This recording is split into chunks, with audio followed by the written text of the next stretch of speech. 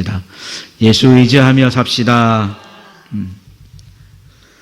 그래요. 우리가 지금 인사한 대로 예수를 의지하면서 살아갈 수 있는 저와 여러분들이 되시기를 예수님의 이름으로 축복합니다. 자, 우리 말씀 듣기 전에 성경 구절 두 곳을 한번 보겠습니다. 요한복음 11장 53절 그리고 요한복음 11장 3절입니다. 우리 한번 말씀을 보도록 하겠습니다. 자, 우리 한번 찾아서 읽어볼까요?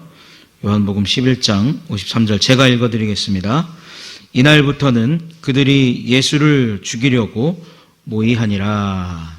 그리고 요한복음 11장 3절에 보면 11장 3절에 보면 함께 읽어보겠습니다. 시작. 이에 그 누이들이 예수께 사람을 보내어 이르되 주여 보시옵소서 사랑하는 자가 병들었나이다 하니 이렇게 되어 있습니다. 그리고 우리 요한복음 12장 10절의 말씀을 한번 또 볼까요? 요한복음 12장 10절 한번 읽어보겠습니다. 시작. 대제사장들이 나사로까지 죽이려고 모의하니. 아멘. 자, 이것은 무엇이냐면 우리가 왜 이 세 구절을 지금 먼저 읽었냐면 이 사랑하는 자를 살리신 이 부분 때문에 이제 대제사장들이 예수님을 죽이고자 하는 본격적인 모의를 하게 됩니다. 물론 예전에도 예수님을 잡고 죽이고자 하는 그 시도는 있었지만 본격적으로 마음을 먹고 본격적으로 이를 꾸미기 시작한 것이 바로 이 시점이라는 것이죠. 그리고 이 예수님께서 사랑하는 자를 살리신 것이 얼마나 큰 이슈를 불러왔는지 사랑하는 자, 사랑받는 자, 나사로까지도 죽이려고 하는 그런 음모가 성경책에서 나타나고 있습니다. 하나님께서는 생명을 살리려고 하시고 하나님께서는 단 하나라도 더 구원하시려고 하는 그런 마음을 가지고 계시는데 우리가 요한복음을 통해서 늘 보았던 것과 같이 어떻습니까? 이 땅에 오신 빛을 알지 못하는 자들은 그 빛을 회방하고 그 빛을 막아서고 그 빛을 차단하려고 하는 그러한 일에 몰두하고 있는 것을 우리가 보게 됩니다. 예수님께서 우리를 사랑하셨기 때문에 또 예수님께서 저와 여러분들을 사랑하셨기 때문에 구원의 은혜를 베풀어 주신 줄로 믿습니다. 그 구원의 은혜는 오늘 말씀에서 나타나는 것과 같이 죽음을 이기신 사랑인 줄로 믿습니다. 그래서 우리가 이 땅을 살아가면서 또 오늘 한 해를 마무리하면서 정말 죽음을 이기신 하나님의 사랑이 나를 살렸고 그 사랑으로 내가 이 땅을 살아가고 있음을 감사하면서 하나님 앞에 영광 돌리실 수 있는 저와 여러분들이 되시기를 예수님의 이름으로 축복합니다. 사랑을 의지했던 죽음이 있습니다. 사랑을 의지했죠. 예수님이라는 사랑을 나사로라는 죽음이 의지했습니다. 그래서 그 사랑을 의지했던 죽음은 새로운 삶을 살게 되었죠. 그런데 사랑으로 얻은 새로운 삶은 안타깝지만 죽음의 그림자를 짙게 드리우고 있습니다. 예수님과 나사로의 사랑 그리고 우리와의 사랑은 어쩌면 시대의 희극처럼 죽음이 갈라놓는 사랑이라는 애절한 그런 마음으로 끝을 맺을 수도 있고 또 혹은 죽음을 이긴 사랑의 위대함을 우리에게 보여줄 수도 있습니다. 과연 예수님은 이 나사로를 살림으로써 짙게 드리워진 죽음의 그림자 가운데 어떠한 삶의 모습을 우리에게 보여주시고 또 어떻게 이 위기를 잘 헤쳐나가시는지 오늘의 말씀을 통해서 함께 보도록 하겠습니다. 예수님께서 나사로를 사랑하신 것에는 이유가 있겠죠. 예수님께서 나사로를 또 마르다와 마리아를 사랑하게 된 그 이유가 있을 것입니다. 27절을 보면 이르되 주여 그러하외다 주는 그리스도시요 세상에 오시는 하나님의 아들이신 줄 내가 믿나이다 라고 이렇게 고백을 합니다. 이 고백은 주님의 제자들 외에는 들을 수 없었던 고백이었죠. 물론 주님에 대한 이해가 스토리를 통해서 드러나겠지만 완전하지는 않았지만 믿음과 사랑을 바탕으로 한 아름다운 고백이었다는 것입니다. 주여 그러하외다 주는 그리스도이시고 세상에 오시는 하나님의 아들이신 줄로 내가 믿습니다 라고 마르다가 그렇게 고백을 했습니다. 그런데 이 고백을 한 마르다와 또 마리아와 나사로가 예수님을 얼마나 사랑했는가, 예수님을 얼마나 잘 따랐는가 우리가 한번 상상을 해볼 필요가 있겠는데 무엇이냐면 특별히 요한복음 12장으로 건너가면 향유를 부은 사건이 나옵니다. 향유를 부은 사건이 나오죠. 그런데 이 사건은 나사로가 살아난 다음에 일어난 일입니다. 나사로가 살아난 다음에 제사장들은 예수님을 죽이려고 했고 나사로가 살아난 다음에 제사장들은 나사로까지 죽이려고 했던 그런 모습을 우리가 보고 있는데 그렇게 위험한 속에서도 많은 사람들의 모든 시선이 다 예수님에게 집중되고 나사로에게 집중됐던 그 순간에도 대제사장들의 그 위험한 음모가 있는 가운데도 어떻습니까? 향유를 깨어서 예수님의 발 앞에 부었다는 것은 정말로 예수님을 사랑하지 않고는 할 수 없는 일이라는 것이죠. 예수님께서 또한 사역을 하고 계셨을 때, 공생애의 삶을 살고 계셨을 때 아마 마르다와 마리아와 나사로의 집은 예수님께서 휴식을 갖기에 아주 좋은 장소였으리라 그렇게 생각을 한번 해봅니다. 예수님은 머리 둘 곳도 없는 사람이 나다라고 말씀을 하셨지 않습니까? 그렇게 말씀을 하시고 여러 사역을 하시다가 힘들고 어려운 때가 되면 나사로의 집을 찾아가셨을 겁니다. 그래서 나사로와 함께 먹고 마시고 또 함께 즐거운 잔치를 베풀면서 하나님의 아들로 오신 예수 그리스도를 이 가정의 사람들은 자연스럽게 알게 되었을 것이고 자연스럽게 믿게 되었을 것이다 라고 하는 것이죠.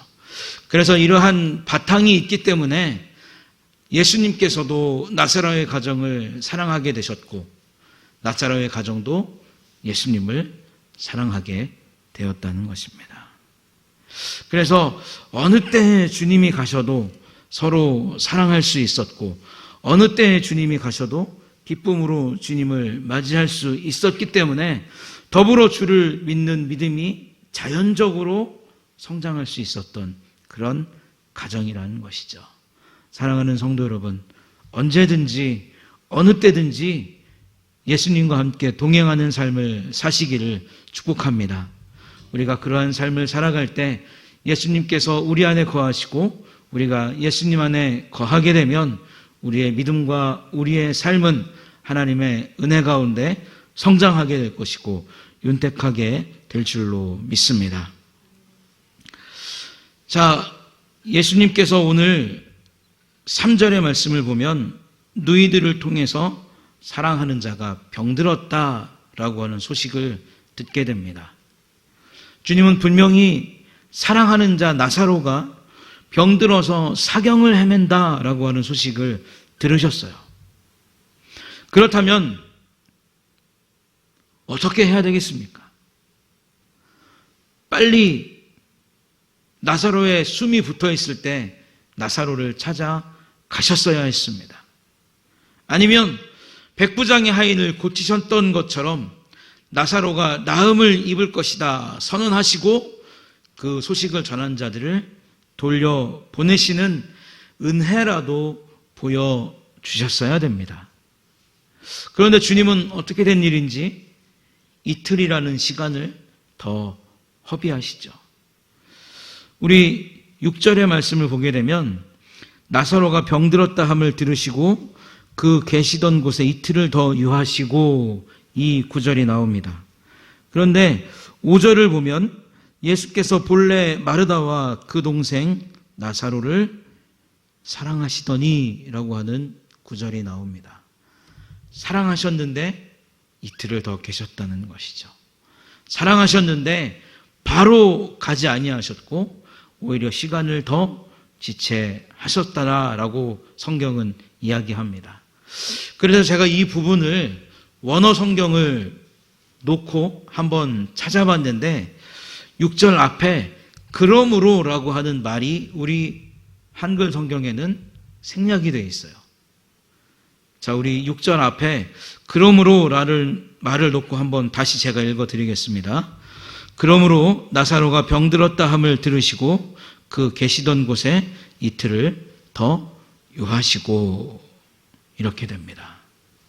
사랑하는 성도 여러분, 사랑하는데 이틀을 더 머물러 계시고 사랑하는 자가 죽음의 사경을 헤매는데 이틀을 더 머물러 계셨다라고 하는 이것이 인과관계가 맞는 이야기입니까? 아니면 생각하시기에 조금 이해가 되지 않는 그런 부분입니까? 이해가 되지 않는 부분이죠. 그런 다음에 이틀을 머무신 것도 우리가 이해를 할 수 없는데 그런 다음에 또다시 뭐라고 말씀하셨냐면 유대로 가자라고 예수님이 말씀하시는 것을 볼 수가 있습니다. 7절에 보면 그 후에 제자들에게 이르시되 유대로 다시 가자 하시니 라고 하는 말이 나옵니다. 유대는 어떤 곳이었습니까? 예수님께서 우리가 지난 시간에 보았던 것과 같이 유대인들이 예수님을 돌을 들어서 치려고 했던 곳이 유대 땅이었죠. 그런데 예수님은 이틀을 머무시고 나사로가 있는 곳으로 가자고 하지 않으시고 유대로 가자라고 말씀하셨습니다. 안전하지도 않고 마음을 놓고 다닐 수도 없는 그런 땅으로 가자라고 굳이 예수님은 말씀하셨다는 것이죠. 그런데 이 시점은 언제냐면 사랑하는 나사로가 죽음의 문턱에 있을 때 예수님께서 이 말씀을 하셨다는 것입니다. 주님은 왜 이틀을 더 유하셨고 다시 유대로 가자고 말씀하셨는가?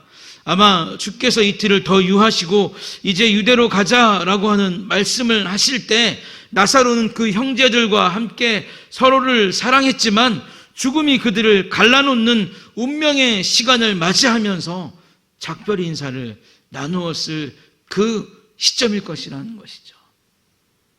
그러니까 어떻게 보면 예수님은 의도적으로 나사로가 완전히 죽을 때까지 기다리셨다는 것을 오늘 말씀을 통해서 우리가 유추할 수 있다는 것입니다. 매튜 헨리가 그렇게 이야기를 해놓았어요. 예수님께서 이틀을 더 유하시고 유대로 가자라고 하시는 그 말씀을 제자들과 나누고 있을 때 나사로와 그의 가족들은 죽음이 갈라놓는 그 두려움 앞에서 절망적이지만 마지막 인사를 나누는 울음의 순간을 맞이하고 있었을 것이다. 매튜 헨리가 그렇게 주석을 달아놓았습니다. 그러니까 이 모든 것을 다 종합을 해보면 예수님께서 나사로가 죽을 때까지 기다렸다라고 하는 것을 우리는 알 수가 있게 되죠. 유대로 가시자고 하는 그 말씀은 나사로의 사건을 계기로 주께서 이루실 마지막 사역, 곧 십자가의 사역이 도래할 것임을 예수님께서 말씀하시는 겁니다. 돌려치려는 자, 주님을 죽일 방법을 찾는 자가 아무리 많을지라도 아버지께서 허락하신 때가 도래하지 않고는 주께서 죽어야 할 시간이 다가오지 않는다는 것이죠. 예수님께서 의도적으로 유대로 가시고 그래서 예수님께서 붙잡히시고 예수님께서 고난을 받지 아니하시면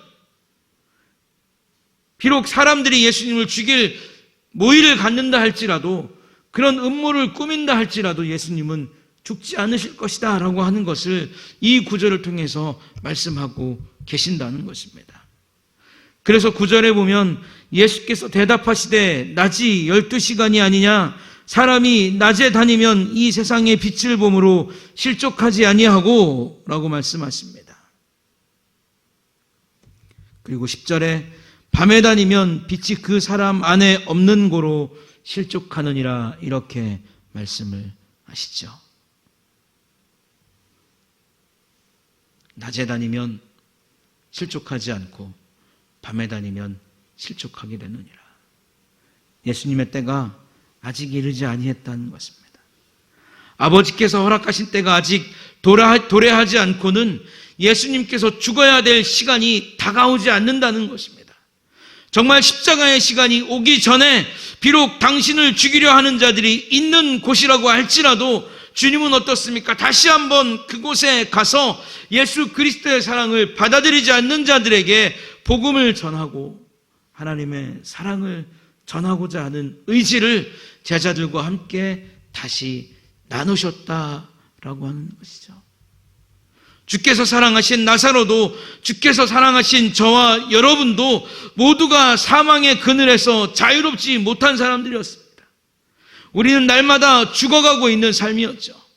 예수님은 그런 나사로와 우리를 위해서 유대에서 당신의 죽음과 부활을 인하여 나사로와 우리에게 영원한 삶을 선물하시려는 의도를 이 말씀 가운데 담고 있다는 것입니다.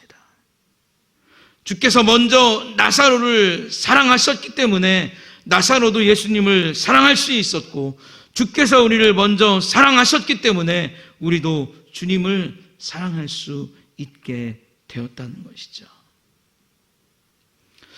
우리의 인생에 나사로와 같은 절망의 날이 다가올 때가 있습니다. 그런데 하필이면 그때 주님은 지체하세요. 사랑하시기 때문에 뭔가 빨리 응답을 주시고, 사랑하시기 때문에 뭔가 빨리 해결책을 주시리라 우리는 그렇게 기대하고 있지만 주님은 더 지체하신다는 겁니다. 마치 죽음 앞에서 아무런 힘을 쓸 수 없는 사람처럼 우리가 그렇게 모든 것을 다 소진할 때까지 주님은 기다리신다는 거예요. 하지만 주님은 그 기다리심을 통해서 더 큰 축복을 예비하시는 줄로 믿습니다. 죽음으로도 갈라놓을 수 없는 사랑을 가지고 절망의 시간을 보내는 우리에게 더 크고도 놀라운 은혜로 함께 하신다는 거예요. 주님은 죽음의 문턱에 서 있는 나사로가 죽지 아니할 것이다 이렇게 말씀하십니다. 4절에 보면 예수께서 들으시고 이르시되 이 병은 죽을 병이 아니라 하나님의 영광을 위함이요 하나님의 아들이 이로 말미암아 영광을 받게 하려 함이라 하시니라 라고 말씀하고 있습니다. 나사로는 죽어가고 있는데 예수님께서는 나사로가 죽지 않는다라고 말씀하셨어요.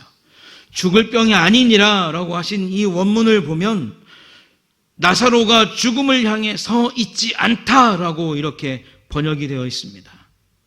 그러니까 주께서 나사로가 죽어간다라고 하는 말을 들으셨지만 주님은 어떻습니까? 나사로가 죽어가는 그 순간에 살아나 있는 나사로를 보고 계신 겁니다.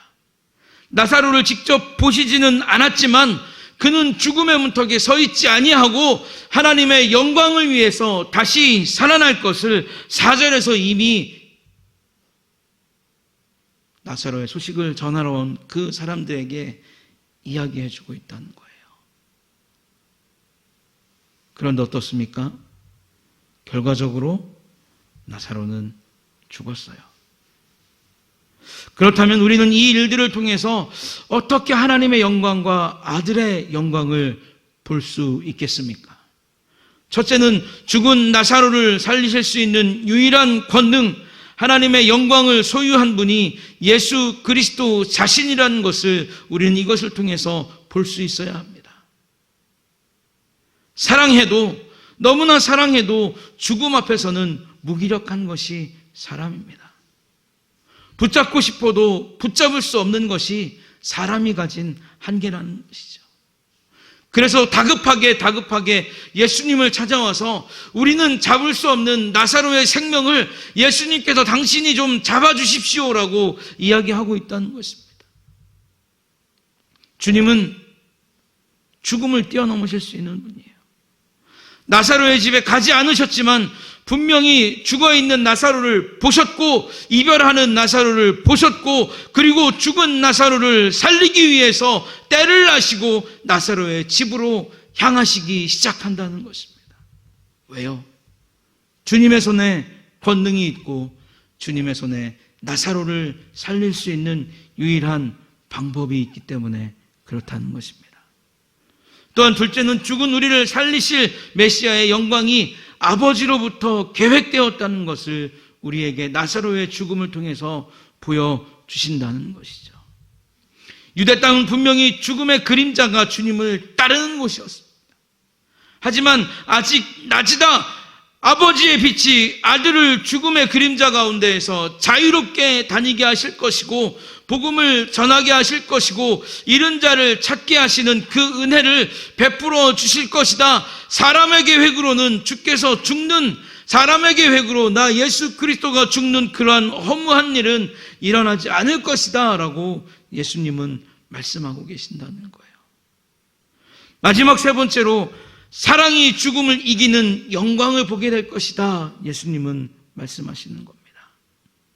우리가 다 아는 것처럼 결과적으로 나사로는 살아났어요. 그의 가족과 애끓는 마지막 작별을 나누고 숨을 거둔 절망의 그 나사로. 그러나 그 나사로가 예수님을 인해서 살아났다는 겁니다. 다시 살아서 돌아다니게 하셨다라고 요한복음 10장 마지막에는 우리에게 이야기해 주고 있어요. 우리 역시 죽었던 사람들입니다. 완전히 죽었던 사람들이에요. 우리의 원죄와 우리의 자범죄 때문에 우리는 완전히 죽어있던 사람이었습니다. 예수 그리스도가 아니면 아무런 답을 가질 수 없는 그런 절망적인 인생이 우리의 삶이었다는 것이죠. 그런 우리를 위해서 하나님께서 아들이신 예수 그리스도를 보내어 주셨습니다. 우리를 아버지의 계획에 따라 하나님의 아들을 삼으시려고 독생하신 예수를 십자가에 죽이심으로 저와 여러분들의 구원을 이루어 내신 줄로 믿습니다. 사랑하는 성도 여러분, 아버지와 아들이 가진 사랑은 죽음을 이기는 유일한 사랑입니다. 아버지와 아들이 가진 그 사랑은 그 사랑의 은혜가 우리의 삶에 늘 함께하고 있다는 것을 믿을 때 우리는 그 어떠한 어려움 속에서도 하나님을 의지하고 하나님을 사랑하는 마음을 가지고 그 어려움과 힘든 것들을 이겨나갈 수 있는 능력을 하나님으로부터 공급받을 수 있는 줄로 믿습니다. 마지막 하나만 더 보고 말씀을 마치도록 하겠습니다. 우리 한 절만 더 보고 말씀을 마치겠습니다. 우리 15절, 16절에 있는 말씀 함께 읽겠습니다. 시작. 내가 거기 있지 아니한 것을 너희를 위하여 기뻐하노니 이는 너희로 믿게 하려 함이라. 그러나 그에게로 가자 하시니 디두모라 다른 제자들에게 말하되 우리도 주와 함께 죽으러 가자 하니라. 아멘. 예수님께서 뭐라고 말씀하십니까? 이제 가자라고 하십니다. 이제 가자. 이제 가자. 내가 거기에 있지 아니한 것을 통해서 너희에게 믿게 하겠다. 이제 가자라고 예수님께서 말씀하십니다. 다 죽어 있는 때 아무런 희망도 없고 아무런 소망도 없는 그때 예수님은 이것을 오히려 기뻐하시면서 이제 가자라고 말씀하십니다. 사랑하는 성도 여러분, 세상에서는 이제 틀렸다라고 말할 수 있어요. 세상에서는 이제 모든 것이 다 사라졌다라고 말할 수 있습니다. 그러나 분명한 것은 무엇입니까? 확실한 것은 무엇입니까? 바로 그때가 주님의 때라는 거예요. 바로 그때가 주님이 일하시는 그 시간이라는 것입니다. 사랑하는 성도 여러분, 예수님께서 죽은 나사로를 살리셨고 예수님께서 죽은 나사로에게 새로운 생명을 부여하셨을 때는 그의 삶이 아직 남아있던 때가 아니라, 그가 숨쉬고 있던 때가 아니라 이미 죽어서 냄새가 나는 그때였다는 것입니다. 아무것도 할 수 없는 우리 인생, 아무런 희망도 가질 수 없는 우리 인생, 그 절망적인 우리 인생 가운데 예수님께서 찾아오셔서 우리를 살려주시고 하나님을 아버지라 부르게 하시며 하나님의 사랑을 힘입어 살아갈 수 있는 은혜를 날마다 감사하시면서 우리를 살리신 그 은혜를 또한 날마다 전파할 수 있는 저와 여러분들이 다 되시기를 예수님의 이름으로 축복합니다. 기도하겠습니다. 하나님 아버지, 은혜와 사랑을 감사를 드립니다. 사랑하는 자가 죽었고 또 그 사랑하는 자를 살리기 위해 예수님은 오랜 시간을 지체하셨습니다. 이 이해할 수 없는 하나님의 사랑 속에서 우리는 나사로를 사랑하셨던 그 예수님의 모습을 보며 또한 나사로를 살리셨던 예수님의 모습을 봅니다. 하나님 아버지, 우리로서는 절망스럽고 우리로서는 모든 것이 다 끝났다고 여겨지는